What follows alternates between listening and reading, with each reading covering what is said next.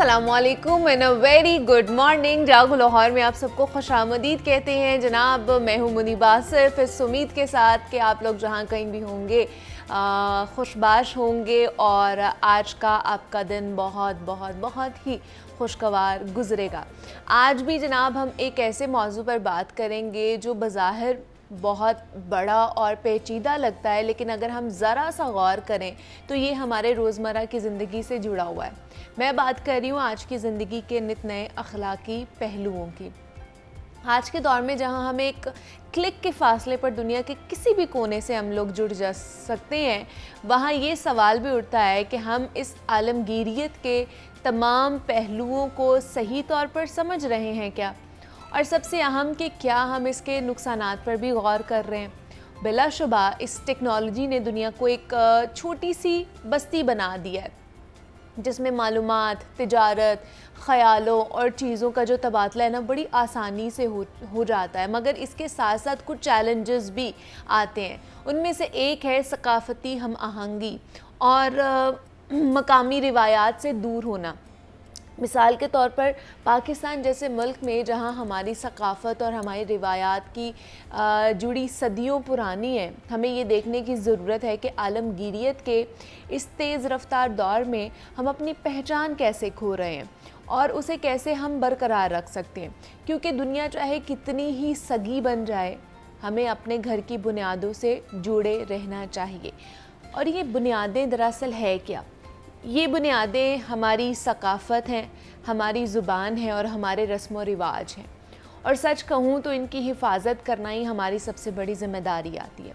अगर हम इनको भूल जाएंगे ना तो हम आलमी दुनिया में कहीं खो जाएंगे।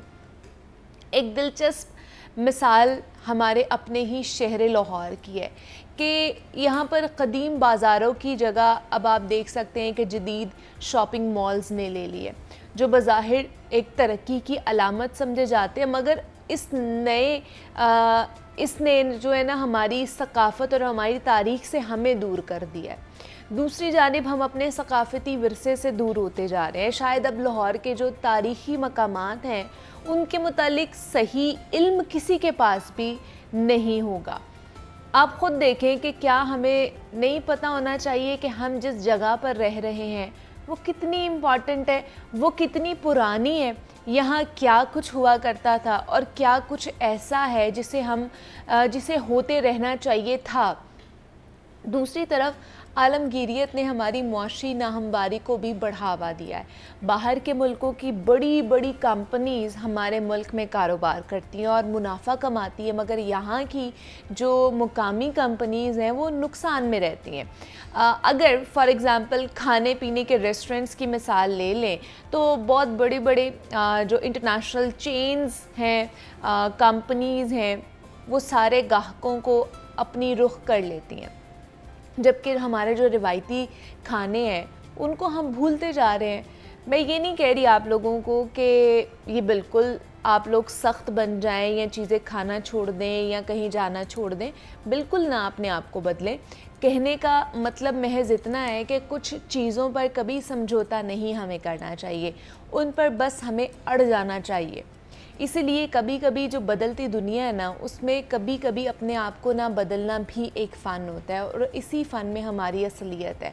तो इसलिए जो भी करें बड़ा देखभाल कर करें और कभी भी अपनी रूट्स को मत भूलें। तो ये आज का हमारा पैगाम था जो हमने आपके साथ शेयर किया है कि किस तरह आपने अपनी सकाफ़ती अखलाकी पहलुओं को याद रखना है, भूलना नहीं है। तो अभी हम आगे बढ़ते हैं और जनाब बात कर लेते हैं आज के टॉपिक के ऊपर। कहा जाता है कि सेहतमंद ज़िंदगी एक अजीम नेमत है और उसके साथ ही ये एक बड़ी अमानत भी है हमारे पास अल्लाह ताला की तरफ से। इस बात का ताल्लुक़ जब बच्चों की सेहत से हो तो इसकी अहमियत और भी बढ़ जाती है, क्योंकि बच्चों की सेहत के मामलात, उनकी ग़िज़ाइयत, उनकी नशो नुमा के मामलात मुकम्मल तौर पर ना उनके वालिदैन पर मुनहसर होते हैं, जिसमें उम्र के लिहाज से बच्चों की आम नशोनुमा के संग मील होते हैं, जिसे डिले माइलस्टोन या फिर डेवलपमेंटल माइलस्टोन कहा जाता है, और जिसका मतलब वो बच्चे जिनमें उम्र के लिहाज से उनका चलना फिरना बात करना शामिल होता है। इस हिसाब से अगर बच्चा अपनी उम्र के दीगर बच्चों से पीछे रह जाए या मखसूस उम्र तक बैठना या बात करना ना शुरू करे तो बर वक्त बच्चों के डॉक्टर से आपको मशवरा करना चाहिए और उनको मुआयना करवाना चाहिए। आज हम इसी अहम टॉपिक के ऊपर बात करने जा रहे हैं कि डिले माइलस्टोन या फिर जिसे डेवलपमेंटल माइलस्टोन कहा जाता है, ये एक्चुअली में है क्या, इसकी रीज़न्स क्या हो सकती हैं, और साथ ही साथ कि किन बच्चों में उम्र बढ़ने के साथ साथ जिस्मानी नशोनुमा बढ़ने में कमी रह जाती है। तो इस पर हमने बात करनी है, और इस पर बात करने के लिए हमारे साथ माहिर नफ्सियात हैं, डॉक्टर तैयबा वहीद हैं, जो कि पिछले 8 सालों से जनाब ये एक इदारा चला रही हैं जो ऑटिस्टिक बच्चों और स्लो लर्निंग बच्चों के हवाले से काम कर रही हैं। तो तैयबा, आपको वेलकम कहती हैं जागो लाहौर में। कैसे हैं आप? मैं ठीक ठाक अल्हम्दुलिल्लाह। तैयबा, आज हमने बात करनी है डिले माइलस्टोन या फिर जिसको डेवलपमेंटल माइलस्टोन कहा जा रहा है। ये एक्चुअली बीमारी है क्या? इसको बीमारी कहेंगे, इसको कंडीशन कहेंगे, या फिर इसको डिसऑर्डर कहेंगे, ये है क्या?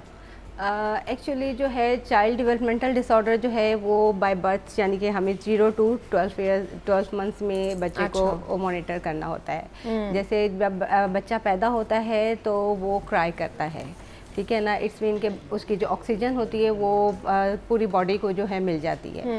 उसके बाद 1 to 2 मंथ्स में बच्चा जो है मदर की तरफ रिस्पॉन्ड करना शुरू कर देता है। जो मैं नॉर्मल बच्चे की अभी आपको बात बता रही हूँ कि नॉर्मल बच्चे में ये होता है, माइलस्टोन नॉर्मल की ये हैं। उसके बाद 2nd मंथ में वो मदर फीड लेने के लिए मुंह खोल लेता है, मदर को रिस्पॉन्ड करता है, सोशल स्माइल करता है। 3 मंथ्स में जो बच्चे की रोलिंग हो जाती है, नेक होल्डिंग थोड़ी सी उसके अंदर आनी शुरू हो जाती है, और इसके साथ साथ जो है वो मदर को देख के रिस्पॉन्ड करता है, स्माइल पे स्माइल करेगा।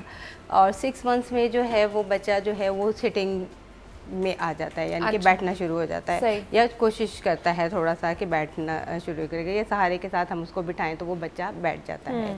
इसी तरह 8 मंथ्स में वो पकड़ के खड़ा होना शुरू हो जाता है, ठीक है। और उसके बाद 12 मंथ्स में ये होता है कि बच्चा जो है खड़ा होके पकड़ के कुछ चलना शुरू होता है। यूजुअली जो फर्स्ट बर्थडे जब होती है तो बच्चे चलना शुरू हो जाते हैं, एक आधा स्टेप ले लेते हैं। इसमें ये होता है कि चलो आपके माइलस्टोन जो हैं वो अचीव पूरे हो रहे हैं, ठीक है। अब अगर एक बच्चा जो है पेरेंट्स देख रहे हैं कि बच्चा जो है 3 मंथ्स का हो गया है, वो जो है सिटिंग नहीं कर रहा है, या चलें सिटिंग नहीं कर रहा, रोलिंग भी नहीं कर रहा है, मदर की तरफ रिस्पॉन्ड भी नहीं कर रहा है, सोशल स्माइल भी नहीं कर रहा है, उसकी फाइन मोटर्स भी नहीं अच्छी हैं, उसकी कम्युनिकेशन भी नहीं उसकी डेवलप हो रही है। तो उस कम्युनिकेशन में इतना छोटा बच्चा बोल नहीं सकता, लेकिन बैबलिंग करता है, हाँ बैबलिंग कर देगा, वो बा इस तरह की कुछ आवाज़ें निकालेगा, मुँह से कुछ करने की आवाज़ निकालने की कोशिश करता है।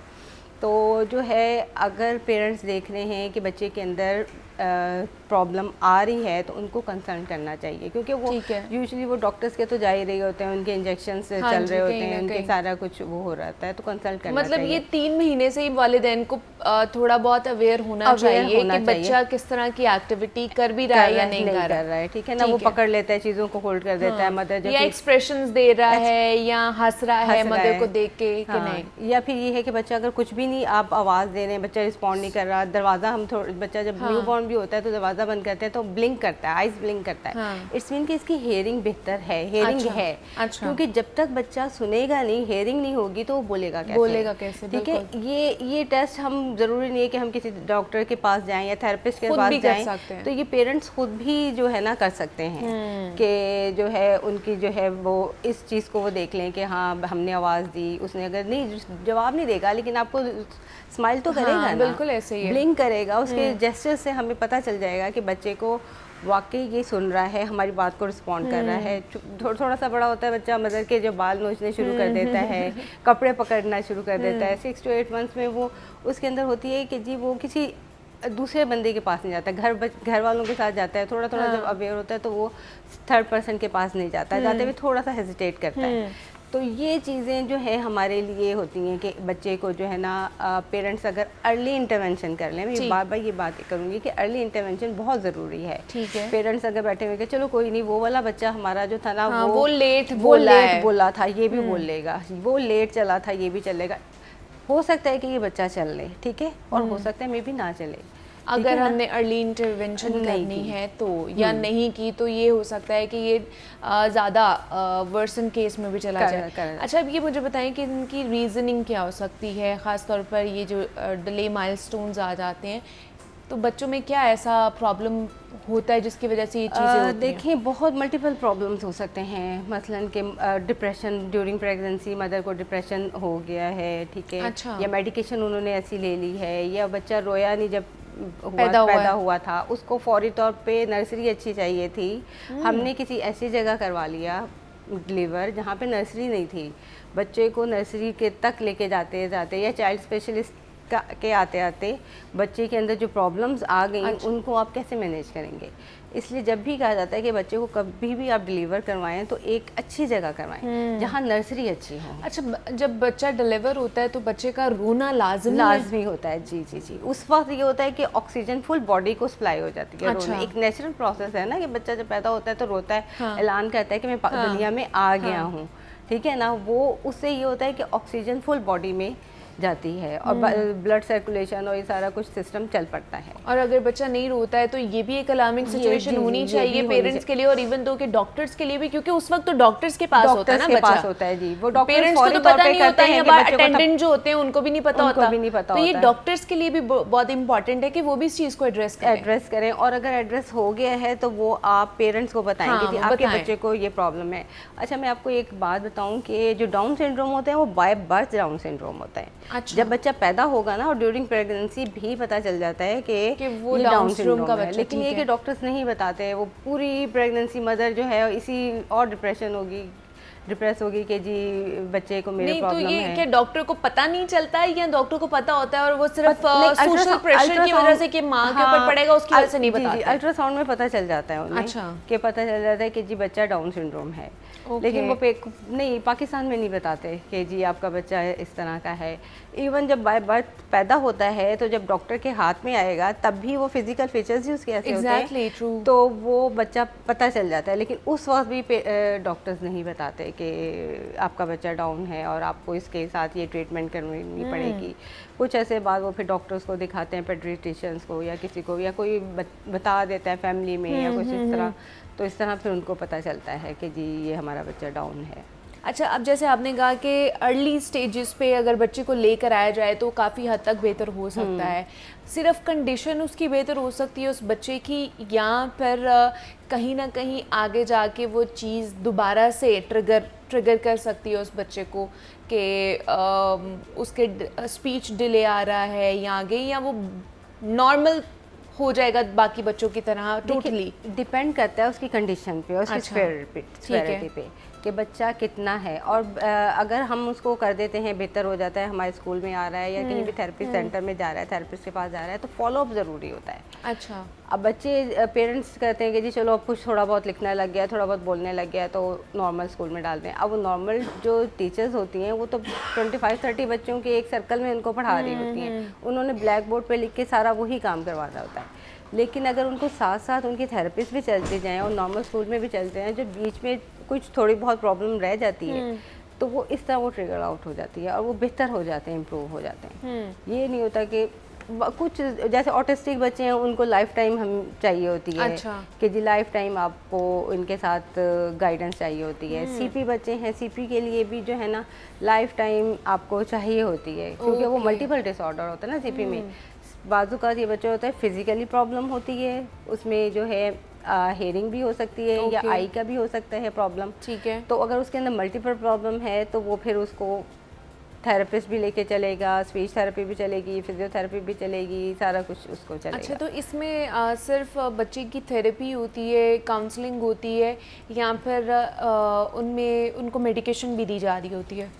अच्छा, मेडिकेशन जो है एक नॉर्मल अगर बच्चा है तो उसको नहीं, अगर फिट्स पड़ रहे हैं, हाइपर बच्चा है तो अच्छा। उसके लिए थोड़ी सी मेडिकेशन की हमें ज़रूरत होती है। अदरवाइज़ जो है मेडिकेशन इतनी यूज़फुल नहीं होती। आप उनको मल्टीविटामिन दे दें या उनकी डाइट बेहतर कर लें, उसके वो बेहतर होता है, क्योंकि जो अगर फिट्स नहीं पड़ रहे तो मेडिकेशन इतना ज़्यादा रोल प्ले नहीं करती ठीक है। थेरेपीज़ ही रोल प्ले करती हैं। अब एक बच्चा जो है ऑनसेट बिहेवियर ही नहीं है उसका, वो बैठता ही नहीं है और हम उसको कह रहे हैं कि जी ये बड़ा अच्छा काम कर ले, ये स्कूल में हम भेज दें। अब वो बच्चा जा रहा है और वो बैठ तो ऑनसेट बिहेवियर तो उसका है ही नहीं, तो उसको फिर आप पहले ऑनसेट पे काम करेंगे और फिर उसके बाद जो है ना उसको हम बिहेवियर थेरेपी करेंगे और फिर हम उसको। अब जैसे अभी आपने तैयबा बोला कि डाइट बहुत मैटर करती है, तो इस तरह के बच्चों के लिए फिर डाइट किस तरह की होनी चाहिए, वालिदैन को कुछ बताएं आप। अच्छा, डाइट का ये है कि जो अगर आपका बच्चा हाइपर है, हाँ जी, तो उसको मीठी चीज़ों से अवॉइड करें। जंक फूड नहीं होनी चाहिए, मीठा बिल्कुल ज़ीरो होना चाहिए। इवन ये कहते हैं कि जो मिल्क में शुगर होती है ना, वो भी आप दूध इस तरह दें कि उसमें भी आप चीनी डाल के ना दें। अच्छा। और जो हम ये जूसेस, चिप्स और ये चीज़ें देते हैं ना, ये बिल्कुल नहीं देनी चाहिए। ओके। इनसे बच्चों के अंदर हाइपर ज़्यादा होते हैं, क्योंकि इसके अंदर मीठा तो डला हुआ ही होता है ना। तो वो चीज़ें आप होममेड दे दें, एप्पल का जूस बना के दे दें। इट्सल्फ जो फ्रूट के अंदर शुगर होती है वो इतनी हार्मफुल नहीं होती जितनी इनके अंदर होती है। मतलब जो एक्स्ट्रा मीठा है या मीठी चीज़ें, चॉकलेट्स वगैरह या चॉकलेट्स बाकी वगैरह। चीज़ें खा रहे होते हैं, वो नहीं देनी नहीं देनी चाहिए। चाहिए। उसकी वजह से हाइपर एक्टिव हो रहे हैं हो बच्चे। जाते हैं, जी बिल्कुल। ठीक है, तो आज जनाब हम बात कर रहे थे कि डिले माइलस्टोन के हवाले से और बच्चों में जो डेवलपमेंटल माइलस्टोन जिसे कहा जाता है कि बच्चा अपनी उम्र के लिहाज से वो सारी एक्टिविटीज़ परफॉर्म नहीं कर रहा होता जो एक नॉर्मल बच्चा करता है, और उस हवाले से साइंस एंड सिम्टम्स क्या हैं, क्या क्या वजूहात हो सकती हैं, वो हमने सारा डिस्कस किया है। और किस तरह वालिदैन को पता चल सकता है वो भी हमने आपको बताया है, ताकि आप बर वक्त जाके डॉक्टर से रुजू करें और अपने बच्चे का जो फ्यूचर है उसको सिक्योर कर सकें। हमारे साथ तैयबा वहीद मौजूद थी, चाइल्ड स्पेशलिस्ट हैं, माहिर नफ्सियात हैं। Tayyaba, thank you so much for coming यार, बहुत शुक्रिया। मज़ीद भी जनाब कुछ सेहत के मुतालिक की बात कर लेते हैं, और मुख्तलिफ आपको पता है कि हम मौज़ूआत पर बात करते रहते हैं अपने इस प्रोग्राम में, ताकि आपको सेहतमंद रखा जा सके, ताकि इससे आप लोग मुस्तफ़ीद भी हो सकें। और आज भी हम एक ऐसे ही मौजू पर बात करने जा रहे हैं जो पाकिस्तान में दिल के अमराज में हर साल तशवीशनाक हद तक इजाफ़ा होता जा रहा है। इससे मुतल्लिक़ आगाही होने के बावजूद हम इस मसले को संजीदगी से नहीं लेते हैं और डॉक्टर से रुजू उस वक्त करते हैं जब मर्ज़ काफ़ी हद तक पेचीदा हो चुका होता है। अगर दिल के अमराज की बर वक्त तशख़ीस कर ली जाए तो इलाज की कामयाबी की शरह बढ़ जाती है और बाद में होने वाले जो मसाइल हैं उन पर भी काबू पाया जा सकता है। तो आज हम ख़ास इसी हवाले से बात करेंगे कि दिल के अमराज में इजाफ़े की वजूहात क्या है, और ख़ास करके नौजवानों में जो दिल का मर्ज़ है वो बढ़ने की क्या रीज़न्स हमारे सामने आती हैं और इस बीमारी से कैसे बचा जा सकता है। तो ये आज दिल की बीमारियों के हवाले से हमने ख़ास तौर पर बात करनी है, और इस पर बात करने के लिए हमारे साथ स्टूडियोज़ में मौजूद हैं डॉक्टर एजाज़ खरल साहब हैं, जो कि कार्डियोलॉजिस्ट हैं। डॉक्टर साहब, आपको वेलकम कहते हैं जागो लाहौर में। कैसे हैं आप? जी, मैं बिल्कुल ठीक हूँ, बहुत शुक्रिया आपका। डॉक्टर साहब, आज हमने दिल की बीमारियों के हवाले से बात करनी है। पाकिस्तान में हम देख रहे हैं कि जो हार्ट अटैक्स हैं या जो हार्ट के प्रॉब्लम्स हैं उनमें रैपिडली इजाफा होता जा रहा है, और ख़ास तौर पर नौजवान नस्ल में ये बहुत ज़्यादा हार्ट स्ट्रोक या हार्ट अटैक्स पाए जा रहे हैं। सबसे पहले तो बताइए इसकी रीज़निंग क्या है? जी, बहुत शुक्रिया मैडम। सबसे पहले जो हम हार्ट अटैक्स के हवाले से बात करते हैं तो उनके लिए कन्वेंशनल रिस्क फैक्टर्स हैं जो पूरी दुनिया में उनको समझा जाता है कि इस वजह से दिल के अमराज का होने का ख़तरा है। उसमें हाई ब्लड प्रेशर, शुगर का होना, हाई कोलेस्ट्रॉल जो कि लिपिड्स होते हैं उनका ज़्यादा हो जाना, और इसके साथ साथ स्मोकिंग जो है, ये 4 बड़े मेजर रिस्क फैक्टर गिने जाते हैं। लेकिन बात करें अगर पाकिस्तान और स्पेशली जो साउथ ईस्ट एशिया है, इसमें पिछले 1 डेकेड से जो दिल के अमराज या ख़ासकर दिल के अटैक की शरह में काफ़ी ज़्यादा इजाफा देखने में आ रहा है, तो उसमें बहुत सारी और चीज़ें भी एडअप हो जाती हैं। उसमें एक तो हमारा लाइफस्टाइल बड़ा रैपिडली चेंज हुआ है कि हम एक सीडेंट्री लाइफस्टाइल, एक एक्टिव लाइफस्टाइल को छोड़ के हम ऑफिस वर्क में और laptops, mobile Desk job games, पर आ गए। डेस्क जॉब पे आ गए, जिसकी वजह से हमारी जो हेल्थ है वो बहुत ज़्यादा इफेक्ट हुई है और Compromise उसमें हुई। हार्ट काफ़ी हद तक दिल के मसाइल बढ़ रहे हैं। उसके साथ अगर और भी बात कीजिए तो हमारा जो ईटिंग हैबिट्स हैं वो बहुत ज़्यादा चेंज हुई हैं। अच्छा। फास्ट फूड का ट्रेंड बहुत आम हो गया जी। है, सिंपल सादा ग़िज़ाओं से हट के हम जंक फूड की तरफ ज़्यादा माइल हो गए हैं। ये भी एक बहुत बड़ी वजह सामने आ रही है। और तीसरा, अगर मैं समझता हूँ कि स्ट्रेसफुल लाइफस्टाइल, एक दहाई पीछे चले जाएं तो हमारे जो आबाओ अजदाद बड़े लोग थे तो वो इतना स्ट्रेस नहीं लेते नहीं थे। लिया करते थे, बिल्कुल। आजकल की जो यंग जनरेशन है वो छोटी छोटी चीज़ों से बहुत ज़्यादा स्ट्रेस अप हो जाते हैं और जेन पे सवार करके और फिर उससे दिल के मसाइल, ब्लड प्रेशर और ये चीज़ें बढ़ना शुरू हो गई हैं। ठीक है। अच्छा, दूसरा मुझे ये बताइए कि एक बार अगर हार्ट अटैक हो रहा है तो उसके बाद दोबारा से चांसेस हैं, मतलब एक शख्स है, उसको हार्ट अटैक हुआ है, he is fully recovered now, और उसके बाद उसको चांसेस हैं कि दोबारा से हो सकता है उसको हार्ट अटैक? जी बिल्कुल, चांसेस तो हैं, बल्कि हम ये कहते हैं मेडिकल लैंग्वेज में, वो लोग जिनको एक दफ़ा दिल का मसला हो रहा है और स्पेशली हार्ट अटैक हो रहा है तो उनमें तो ज़्यादा रिस्क है अच्छा। कि फ्यूचर में और इवेंट्स होंगे। ओके। क्योंकि उनकी दिल की शरियाने या उनकी एनाटॉमी ऐसी है कि वो प्रोन है कि उनको दिल का मसला बार बार हो रहा है, कि उनमें ब्लॉकेज आ रही है, रुकावट आ रही है या क्लॉट बन रहे हैं। तो ऐसे पेशेंट में तो ज़्यादा क्वेश्चन की भी ज़रूरत है और उनको केयरफुल लेने की और अपना रेगुलर चेकअप कराने की ज़रूरत है। और बिल्कुल होता है, जो दिल का मरीज़ एक दफ़ा बन जाता है, अटैक खासकर हो जाता है, तो वो फिर सारी ज़िंदगी दिल के लिहाज से बहुत कॉन्शियस उसको रहने की ज़रूरत है और उसको चांस भी होता है कि ज़्यादा अटैक हो जाए। अच्छा, थोड़ा सा ये भी बताइए कि हम ये भी आम लोगों से भी सुनते हैं कि जी हमारे दिल के पट्टे कमज़ोर हो चुके हैं। ये दिल के पट्टे कमज़ोर, इसको किस तरह आप एड्रेस करेंगे और इसकी रीजंस क्या हो सकती हैं कि दिल के पट्टे कमज़ोर हो जाना?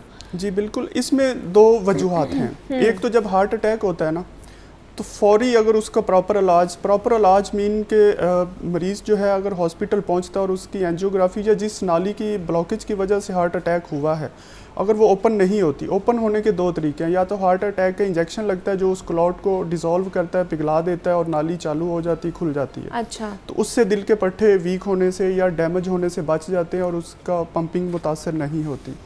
दूसरी बड़ी वजह हार्ट अटैक के अलावा जो दिल के पट्टों के कमज़ोर होने की, उसमें कोई भी इन्फेक्शन है बॉडी के अंदर, वायरल इन्फेक्शन।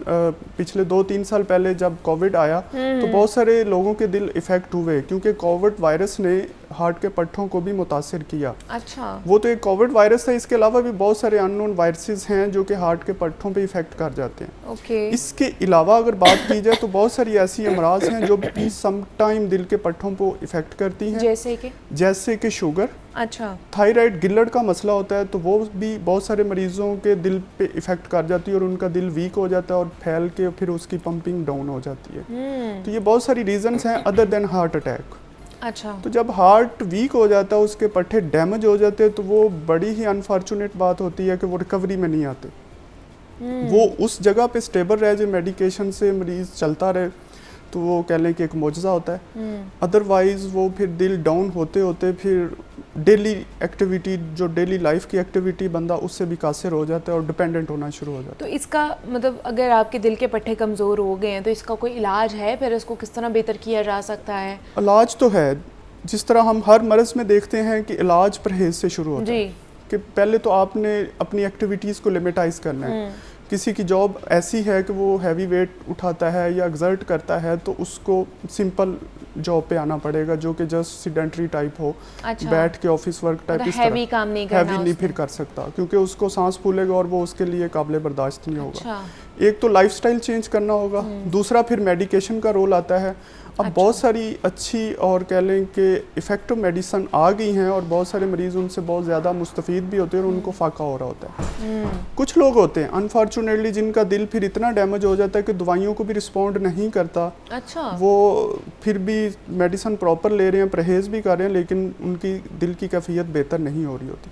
तो उसके लिए फिर हम डिवाइस थेरापी कहते हैं, जिसमें हार्ट के अंदर एक बैटरी लगाई जाती है। अच्छा। जो कि दिल की पंपिंग को बेहतर करती है और जब पंपिंग बेहतर होती है तो फिर बॉडी की एक्टिविटी और जान आ जाती है और उसका फंक्शन बेहतर हो जाता है। लेकिन ये प्रोसीजर कॉस्टली है, 2 मिलियन से अबाव इसकी कॉस्ट है अभी पाकिस्तान में, और चंद एक अदारे कर रहे हैं और उसके लिए भी एक बड़ा क्राइटेरिया है। हर पेशेंट के लिए वो एप्लीकेबल भी नहीं है क्योंकि ज़ाहिर है जिसका अजीज़ या कोई घर वाला बीमार या उसके दिल कमज़ोर होता है तो वो चाहता है कि यार ये किसी तरीके से ठीक हो जाए, इसका कोई हतमी इलाज मिल जाए, लेकिन उसका फिर क्राइटेरिया वो हर एक पे एप्लीकेबल नहीं है।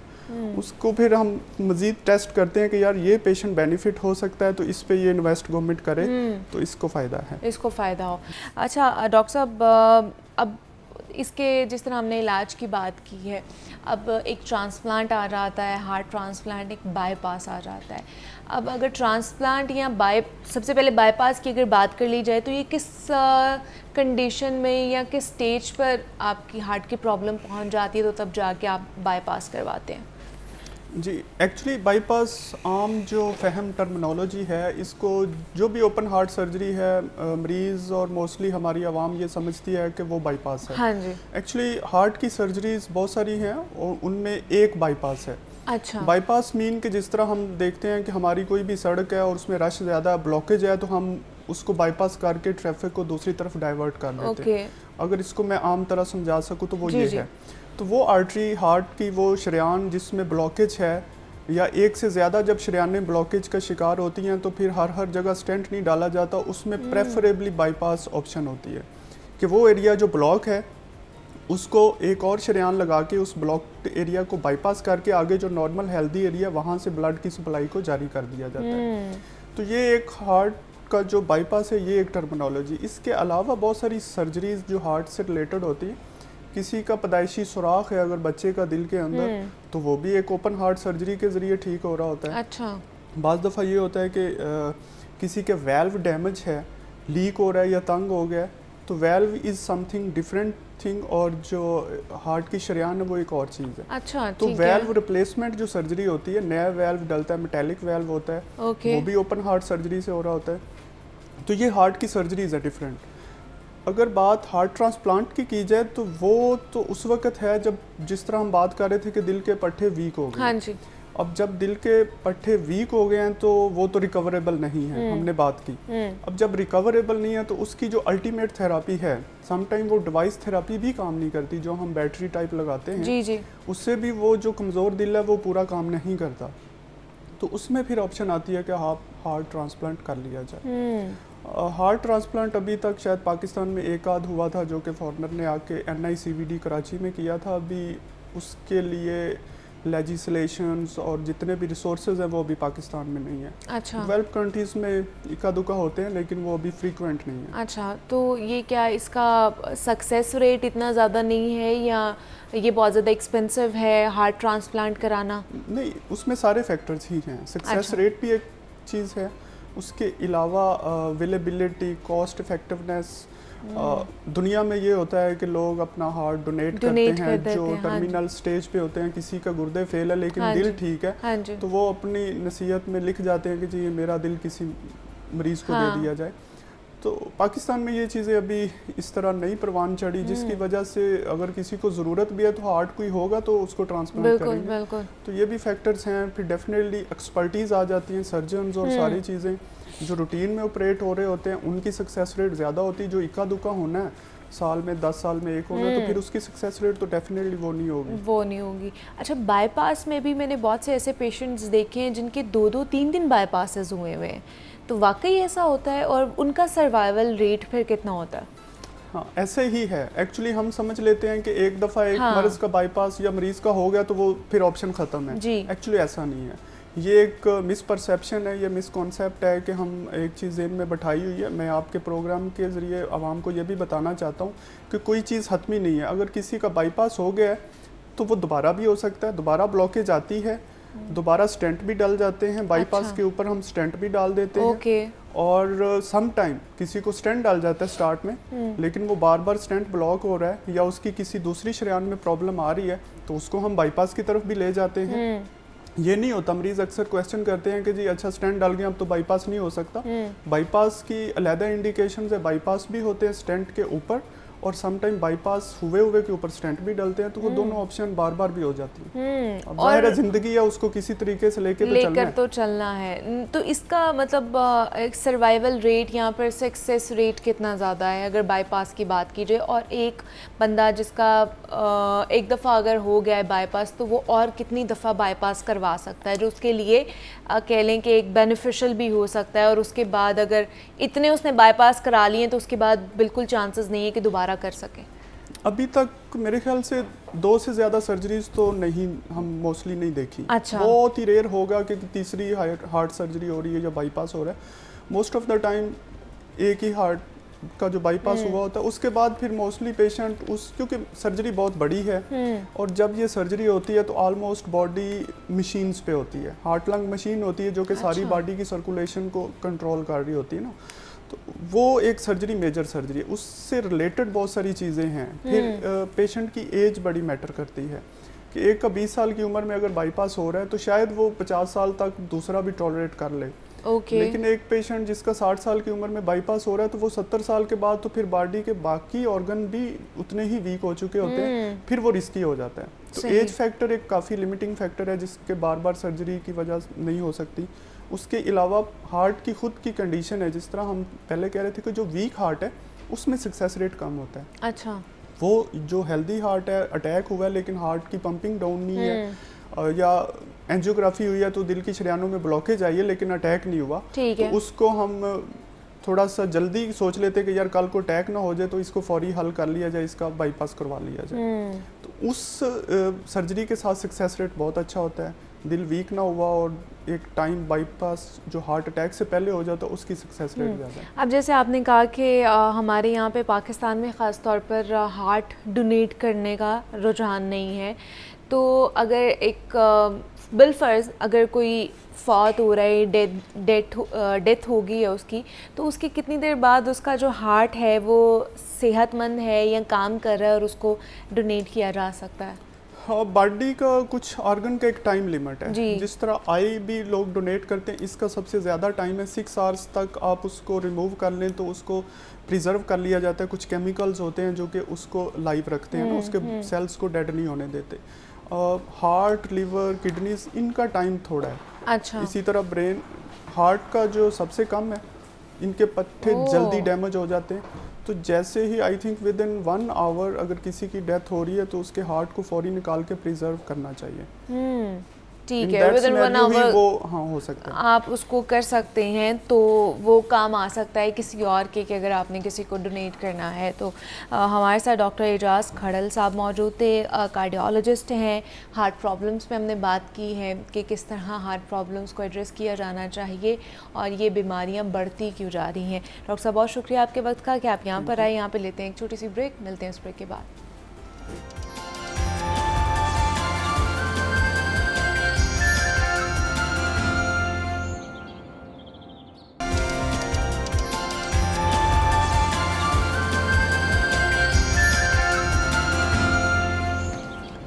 वेलकम बैक टू जागो लाहौर। जनाब, बरसात का मौसम या मानसून का मौसम जो है वो गर्म दर्जा हरारत से बेशक राहत तो दिलाता है, लेकिन ये बहुत से चैलेंजेस भी लेकर आता है, ख़ास तौर पर जो नौज़ायदा बच्चे हैं उनके लिए। इस तरह का एक चैलेंज इस वक्त के दौरान जल्द के मुख्तलिफ मसाइल के लिए शीरखार बच्चों के लिए ख़तरा है।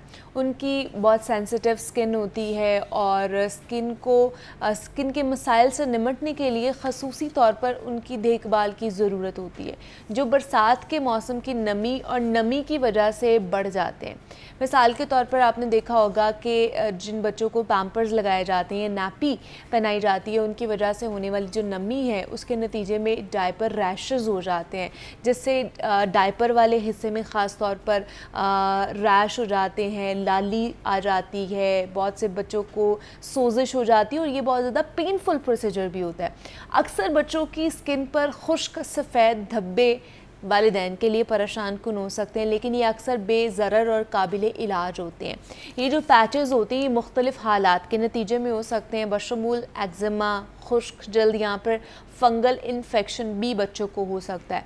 तो यहाँ हम बच्चों की स्किन पर खुश्क सफ़ेद धब्बों की हवाले से जानेंगे और ख़ास तौर पर जो कॉमन स्किन इश्यूज़ बच्चों में पाए जाते हैं, आज हमने उस पर बात करनी है कि उनको किस तरह बेहतर किया जा सकता है। तो इस पर बात करने के लिए हमारे साथ डॉक्टर कवल जवाद मौजूद हैं स्टूडियोज़ में, जो कि डर्मेटोलॉजिस्ट हैं। डॉक्टर साहब आपको वेलकम कहते हैं जागो लाहौर में। कैसी हैं आप? थैंक यू सो मच, मैं ठीक अल्हम्दुलिल्लाह। आप कैसी हैं? मैं भी बिल्कुल ठीक ठाक।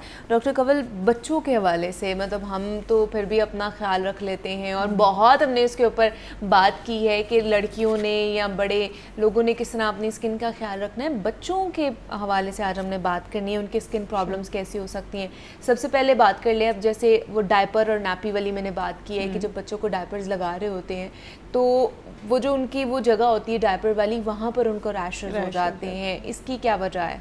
इसके डिफरेंट रीजंस होते हैं मुनीबा। एक तो अगर कॉन्टीन्यूसली जब डायपर, बच्चा क्या होता है आजकल हमारे यहाँ कुछ ट्रेंड बन गया है कि 24/7 बच्चे ने डायपर में ही रहना है। बिल्कुल। आप उसको कोई रिलीविंग टाइम देते नहीं है ना। हालांकि होना ये चाहिए कि नॉर्मली आप बच्चे को डायपर में रखें, बट उसे कोई 1-2 घंटे का फ्री पीरियड भी दें जिसमें आप उसे डायपर फ्री करके रखें। ओके। बिकॉज हर जिस तरह से पूरी बॉडी को ऑक्सीजन चाहिए उस तरह से आप सोचें कि कितना सेंसिटिव पार्ट होता है बच्चे के बटक्स वाला। बच्चे की स्किन वैसे ही बहुत सेंसिटिव होती है, नॉर्मल इंसानों से ज़्यादा सेंसिटिव बच्चे की, अगर जिनको जो डायपर पहनते हैं वो अंडर 2 इयर्स होते हैं, राइट। सो उनकी स्किन तो बहुत ज़्यादा सेंसिटिव होती है। उसके लिए बहुत ज़रूरी है कि आप एक ऐसा पीरियड सेलेक्ट करें जिसमें आपने अपने बच्चे को डायपर फ्री करना है, एक बात। ओके। दूसरी जो एहतियात होती है उसमें वो ये होती है कि आपने अपने बच्चे का डायपर एवरी 2 आवर्ली चेंज करना है। Every 2 hour? 2 आवर्ली। जो एक आइडियल है इसके लिए वो यही है कि 2 घंटे के बाद आपने डायपर, हम लोग क्या करते हैं देखते हैं डायपर अगर गीला नहीं है, गीला नहीं हुआ या भर नहीं गया ना, तब तक हमने नहीं उतारा, चेंज नहीं करना ऑब्वियसली। देखिए ना, ये बच्चे के लिए इन्फेक्शन है। आई नो कि बहुत एक्सपेंसिव होते हैं, पेरेंट्स वो भी चीज़ सोचते हैं, वो भी थोड़ा सा इकोनॉमिकल नहीं रहता कि कॉन्टीन्यूसली उसे चेंज करें, बट आप देखिए आपके बच्चे की हेल्थ के लिए अच्छा नहीं है वो। उसका आसान तरीका ये है कि आपको पता है एक आइडियली टाइम होता है, फॉर सपोज रात का टाइम है, आप मिड ऑफ द नाइट एक दफ़ा चेंज कर दें। अगर 2 आवर्ली नहीं कर पा रहे हैं, रात में आप सो रहे हैं, आपने जब बच्चा सोया है उस वक्त चेंज किया, उसके बाद मिड ऑफ द नाइट आप चेंज कर दें, उसके बाद अर्ली मॉर्निंग चेंज कर दें। सो वो एक पीरियड आपका अच्छा डिफाइन हो जाएगा। एक ये रीज़न है कि आप उसको उसके भरने का वेट करते हैं, सो वो इन्फेक्शन का कॉज करता है। आपको पता है कि ये कितना अनहाइजेनिक है कि कॉन्टीन्यूसली बच्चे की स्किन आपकी वो यूरिन के साथ टच में रहे या अगर स्टूल के साथ टच में रहे तो कितना अनहाइजेनिक है। मोस्टली बच्चों को होता इसी रीज़न से है। सही। सेंसिटिव स्किन का होना उनकी, दूसरे नंबर पे इस तरह से उनका डायपर बार बार चेंज ना होना, उन्हें कोई डायपर फ्री पीरियड ना देना। सो ये मोस्ट कॉजेज होते हैं।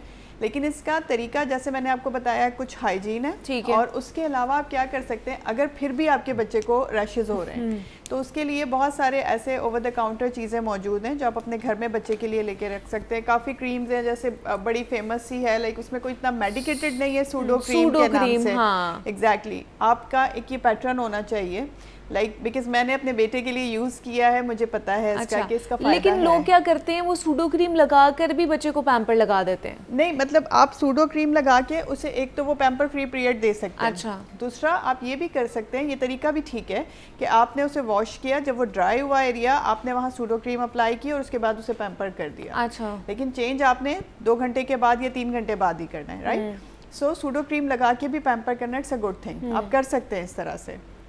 लेकिन अगर उन सब के उसके बावजूद भी बच्चे को रैशेज हो रहे हैं तो आप एक हाइड्राजोल के नाम से क्रीम आती है, एंटी फंगल क्रीम, यानी कि जैसे ये हाइड्राजोल है इसी की रेंज में काफ़ी होती है, मतलब ऐसी आपको बहुत सारी हैं, ट्रेवागोड, ये सब मैं मेडिकेटेड क्रीम्स बता रही हूँ। ठीक है। ये आपको मेडिकल स्टोर से मिलती हैं। अच्छा। मोस्टली हाइड्राजोल इसलिए यूज़ करते हैं कि ये बहुत सारी अम्माओं के उस पर है टिप्स पे ना कि ये नाम पता है उन्हें। अच्छा। कि जिन बच्चों को नैपी रैश होना है उन्होंने ये मंगा के लगा देना है। ओके।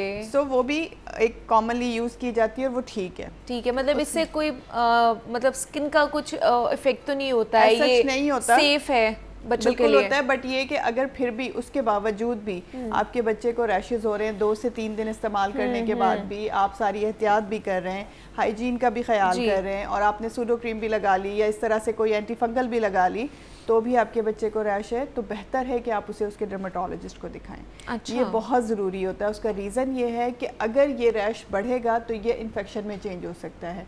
माइट भी हम जिसे फंगल इन्फेक्शन समझ रहे हैं वो बैक्टीरियल में कन्वर्ट हो जाए, या वो हो ही बैक्टीरियल। सो ऐसी ओवर द काउंटर मिलने वाली क्रीम्स आप एक लिमिट तक यूज़ कर सकते हैं, क्योंकि हमारे पास मोस्टली जब बच्चे पहुंचते हैं ना तो मुनीबा वो ऑलमोस्ट केसेस खराब हुए हुए होते हैं। अच्छा। बिकॉज अम्माएं अपने तौर पे टोट के सारे घर में भी कर टोट के लेती कर रही हैं। होती हैं, हाँ। सो वो फिर काम खराब हुआ होता है बहुत ज़्यादा, फिर हमें बच्चे को एंटीबायोटिक ओरल भी देनी पड़ती है, एंटी हिस्टामिन भी देनी पड़ती है, यानी कि उसे खाने वाली लगाने वाली, वो भी बच्चा सफ़र करता है। सो बेहतर है, थोड़े रैश पे कंट्रोल नहीं हो रहा है तो एक दफ़ा डॉक्टर को दिखा लें, ज़्यादा ज़रूरी है।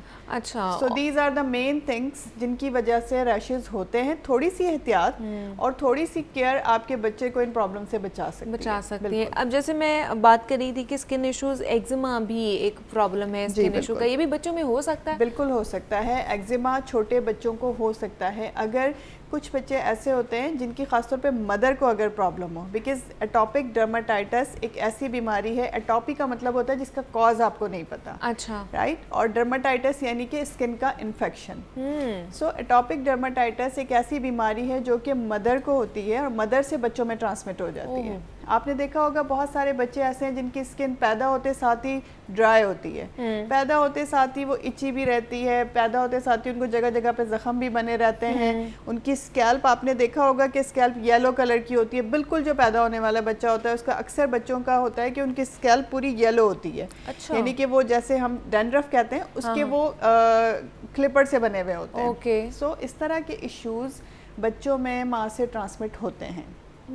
सो एक्जिमा की आप बात कर रहे थे, तो एक्जिमा भी इसी तरह से, ऐसे बच्चे जब आगे चलते हैं, जैसे जैसे बड़े होते हैं वैसे वैसे इनको प्रॉब्लम शुरू हो जाते हैं। नहीं तो कितने मतलब अरसे का बच्चा होता है जिसको ये मेडिकेशन पे लगा दिया मुनीबा, होता क्या एक्चुअली आइडियली तो नहीं देना चाहिए, राइट, बट बहुत सारे बच्चों की कंडीशन इतनी वर्स होती है कि हमें बच्चा पैदा हुआ है दूसरे तीसरे दिन से ही हमें उसे कुछ ना कुछ स्टेरॉइड इनहेलर फॉर्म में स्टेरॉइड लगाने की सूरत में हमें देना पड़ जाता है। सो वो बहुत कंट्रोल्ड, उसकी जो कंसंट्रेशन होती है बहुत कंट्रोल्ड होती है। सो आप खुद से घर पे एक्सपेरिमेंट ना करें छोटे बच्चों के साथ। बेहतर ये है कि उसको कंसल्ट करवाएं ताकि वो डर्मेटोलॉजिस्ट अकॉर्डिंग टू एज बच्चे की देख के, कंडीशन देख के आपको मेडिकेशन एडवाइस कर दें। सो ये सब चीज़ें देते हैं, लेकिन ऐसा नहीं है कि आप घर पे दे सकें।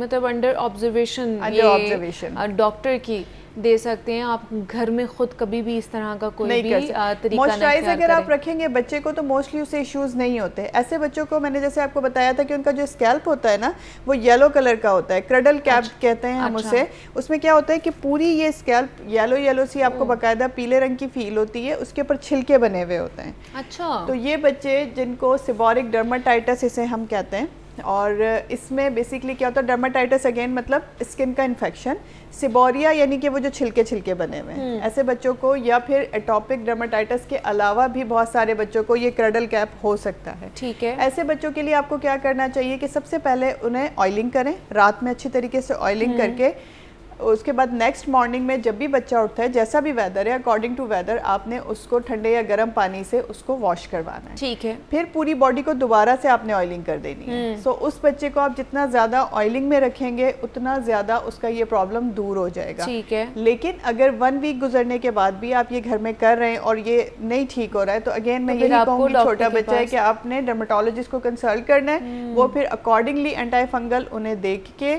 और फिर उसका ट्रीटमेंट स्टार्ट करेंगे। अच्छा, आपने जैसे कहा कि अगर एक माँ को है ये एक्जिमा या इस तरह की कंडीशन है तो ये बच्चे में आ सकता है, तो क्या ड्यूरिंग प्रेगनेंसी ऐसे कोई एहतियात बरती जा सकती है कि बच्चे तक ये चीज़ ना जाए? या नहीं मुनीबा, ऐसा कुछ भी नहीं होता, बिकॉज ये आपकी जब जीन्स में आ जाता है और ये बच्चे को ट्रांसमिट होता है तो ये डे फर्स्ट से ट्रांसमिट होना शुरू हो जाता है। So there is no cure, no precautions कि माँ वो एहतियात कर ले। हाँ, एक काम माँ कर सकती है कि अपने आप को कम से कम उस एलर्जी का शिकार होने दे, बिकॉज ब्लड में जब एलर्जेंस आके ज्यादा होते हैं तो वो बच्चे को भी इफेक्ट करते हैं डेफिनेटली जब माँ प्रेग्नेंट है तो कम से कम अपने आप को ज्यादा से ज्यादा मॉइस्चराइज रखें, कम से कम ऐसी जगहों को या ऐसे खानों को यूज़ करे जिससे उसकी एलर्जी बढ़ने का ख़तरा हो, क्योंकि इनकी स्किन जो माँ होती है जिसे है ऑलरेडी ड्राई, जितना वेदर होगा उसमें बहुत इफेक्टेड होती है। कोई ऐसा खाना आपने खा लिया, लाइक बहुत सारे बच्चों को माओं को सी फूड आइटम से हो जाता है, बेकरी आइटम से हो जाता है, सो ऐसी खाने पीने की चीज़ों से एहतियात करनी चाहिए जिनसे आपको एलर्जी हो। दूसरा, आपने अपनी स्किन को जितना हो सके बॉडी को फ्रॉम मतलब आपके स्कैल्प से लेके और टो तक आपने उसे मॉइस्चराइज रखना है प्रॉपरली। तो जितने कम से कम सिम्टम्स ड्यूरिंग प्रेगनेंसी माँ को आएंगे उतना कम बच्चे के ऊपर इफेक्ट होगा। तो हम इसकी कोई मतलब प्रिकॉशनरी मेजर्स नहीं ले सकते सच नहीं ले सकते सिवाय एहतियात के। So prevention is better than cure. So अगर आप थोड़ी एहतियात कर लेंगे तो आप काफ़ी हद तक इस प्रॉब्लम से खुद भी बच सकते हैं और अपने आने वाले बच्चे को भी बचा सकते हैं। तो कोई मेडिसिन ऐसी नहीं है कि जो हम माँ को दे दें और वो बच्चा जो है ना उससे महफूज रह जाए। तो और ये ऐसे भी हो सकता है कि अगर एक बच्चे को है ये दूसरे बच्चे में भी हो सकता है। बिल्कुल हो सकता है, यानी कि उसी माँ के 2-3 बच्चों में ये प्रॉब्लम हो सकती है। और ये एक से दूसरे में तो नहीं लग सकता ना? नहीं, ट्रांसमिट नहीं होता। ट्रांसमिट नहीं होता। जो भी एटॉपिक डर्मेटाइटिस होता है वो एक से दूसरे को नहीं लगता, वो ऐसे ट्रांसमिट नहीं होता अनटिल अनलेस के आपको कोई जख्म बना हुआ है बॉडी के अंदर और सामने वाले बंदे को कोई कट लगा हुआ है, उसमें से ब्लीडिंग हो रही है, उसमें से पस निकल रही है और आपका वो कट उसके साथ कांटेक्ट में आ गया, तो डेफिनेटली वो एक डायरेक्ट आप करवा रहे हैं उसको, ब्लड का वो हो बिल्कुल ब्लड चला जाए, पस चला जाए तो वो एक डायरेक्ट कांटेक्ट हो जाएगा, तो शायद हो। अदरवाइज ये कंटेजियस नहीं है, अच्छा लगने वाला नहीं है, लगता नहीं है, एक से दूसरे में ट्रांसमिट नहीं होता। तो मतलब जैसे छोटे से बच्चे पे ही हम लोगों ने उसको ट्रीटमेंट लेना शुरू कर दिया है, तो क्या ये लाइफ लॉन्ग ट्रीटमेंट है या कब तक उसका ट्रीटमेंट चलेगा? मुनीबा, जैसे जैसे बच्चा बड़ा होता जाता है ना उसमें सिम्टम्स कम होते जाते हैं। और अगर आपने अपने बच्चे के में बहुत ज़्यादा एहतियात की है, मॉइस्चराइज बहुत रखते हैं, उसे कम से कम सिम्टम्स आने दिए आपने अपने बच्चे को, तो जैसे जैसे बच्चा बड़ा होता जाता है 10 साल की उम्र तक काफ़ी हद तक ये सिम्टम्स कम हो जाते हैं। अच्छा, फिर क्या होता है कि शुरू में बच्चे को हो सकता है आपके बच्चे को अस्थमा हो एटॉपिक डर्मेटाइटिस के साथ। ये लाजमी है? नहीं, लाजमी नहीं है, किसी को होता है किसी को नहीं होता, हर एक को नहीं होता। किसी को सिर्फ स्किन सिम्टम्स आते हैं, क्योंकि अस्थमा बेसिकली एलर्जिक डिसऑर्डर ही है। अस्थमा का होना आपने देखा, जैसे पोलन का वेदर आता है फरवरी मार्च में, या आप कहीं ऐसी जगह पे चले जाएं जहाँ थोड़ी सर्दी ज्यादा है या पोलन है, या फिर कुछ ऐसा है कि किसी कुछ प्लांट्स में भी ऐसा होता है, फौरन आपको स्नीजिंग, छींकें आना शुरू हो जाती हैं। सो अस्थमा बेसिकली एलर्जिक डिसऑर्डर है। सो उसी एलर्जी की कॉन्टिन्यूटी में जो है वो ये आपको एटॉपिक डर्मेटाइटिस की कॉन्टिन्यूटी में अस्थमा भी हो सकता है। ज़रूरी नहीं है सबको अस्थमा हो और ज़रूरी नहीं है कि सबको दोनों हो, ज़रूरी नहीं है कि सबको सिर्फ स्किन डिसऑर्डर हो। सो डिफरेंट कंडीशंस में डिफरेंट लोग अफेक्टेड होते हैं। सो आपको ये होगा कि जैसे जैसे आप बड़े होते जाएंगे वैसे वैसे आप सिम्टम फ्री होते जाएंगे, वैसे वैसे आपकी स्किन भी बेहतर होती जाएगी और आपको अस्थमा भी कम होता जाएगा। लेकिन अगर आपने इनिशियल में ही एहतियात नहीं किया, आपको फ्रीक्वेंट सिम्टम्स आते रहे, बहुत सारे बच्चे आपने देखे ऐसे होते हैं जिन बच्चों में कॉन्टीन्यूसली मतलब नज़ला ज़ुकाम रहता है। अभी थोड़ी सा नज़ला ज़ुकाम से फ्री हुए, देखा तो एक हफ्ते बाद उन्हें फिर हो रहा है। घर में किसी को हल्की सी छींक भी आई है, उसे फर्क नहीं पड़ना, बट उस बच्चे को फौरन इफेक्ट हो जाता है। सो वो बिकॉज ऑलरेडी वो उनकी इम्यूनिटी वीक होती है, वो ज़्यादा जल्दी अफेक्टेड हो जाते हैं। तो बच्चे की एहतियात आपकी, अगर आप शुरू से एहतियात कर रहे हैं तो जैसे जैसे वो बड़ा होगा काफ़ी हद तक उसको इन प्रॉब्लम से निजात मिल जाएगी। कम्प्लीटली ख़त्म नहीं होगा लेकिन बेहतर हो जाएगा, बेहतर उसकी कंडीशन बेहतर हो जाएगी। लेकिन फिर भी आप अपना एहतियात के ऊपर ज़्यादा ध्यान दें। जो भी प्रिकॉशनरी मेजर्स हैं जो डॉक्टर साहिबा ने बताया है, डॉक्टर कमल ने, कि आप वो कर सकते हैं। ख़ास तौर पर जिस तरह हमने बात की थी कि जो बच्चों को डायपर्स लगाए जा रहे हैं, नेपी पहनाई जा रही है, उसकी वजह से जो रैशेज़ इन्फेक्शन हो रहे हैं उसका भी ख़ास तौर पर ख्याल रखें। ड्यूरेशन का ख्याल रखें कि कब आपने डायपर चेंज करना है। और दूसरा एक्जिमा के हवाले से भी हमने बात की है। डॉक्टर कवल जवाद हमारे साथ मौजूद थी। Doctor Kawal, thank you so much for coming है। और यहाँ पे लेते हैं एक ब्रेक से वापस आते हैं तो मज़ीद गेस्ट से आपकी मुलाकात कराते हैं।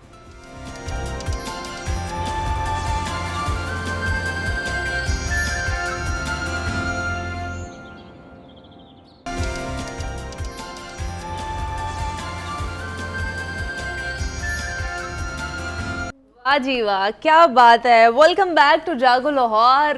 जनाब, मैं तो कहूँगी छोटा पैकेट और बड़ा धमाका हो चुका है। क्या खूबसूरत आवाज़ है, बिल्कुल छोटा सा लिटिल चैम्प है जिसे आपकी हमने आज मुलाकात करानी। आवाज़ तो आपने क्या खूबसूरत सुन ली है कि जनाब मतलब इतने ऊपर के राग लगाए गए हैं और क्या खूबसूरती के साथ उस गाने को गाया गया है। तो हमारे साथ शेर अब्बास हाशमी मौजूद हैं जो कि कह लें कि यंगेस्ट सिंगर हैं। तो अब्बास आपको वेलकम कहते हैं जागो लाहौर में। कैसे हैं आप? ठीक है जी, मैं ठीक, आप ठीक ठाक हो? और बहुत ही खूबसूरत गाया है आपने माशाल्लाह। और जब एंट्री हुई थी ना शेर अब्बास की हमारे स्टूडियो में, फुल ऐनक लगा के और इस तरह आए हैं, मुझे तभी पता चल गया था भाई ये बच्चा बहुत आगे जाने वाला है।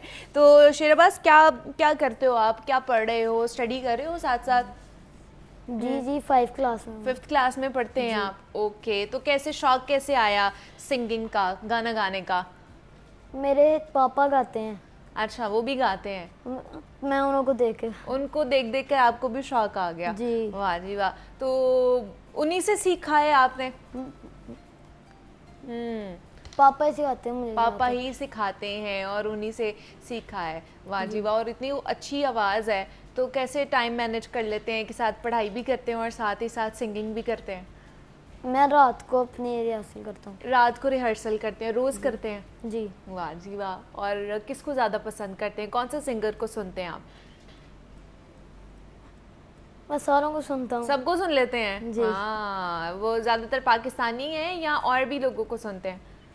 नहीं, सबको सुन लेते हाँ हैं? जी, चलें जी, बहुत अच्छी पाकिस्तानी। बात है। तो मैं चाहूँगी कि एक और हमें गाना सुनाएं आप। ये तो आपने राहत फ़तेह अली खान का आपने सुनाया, अब किसका सुनाएंगे आप हमें?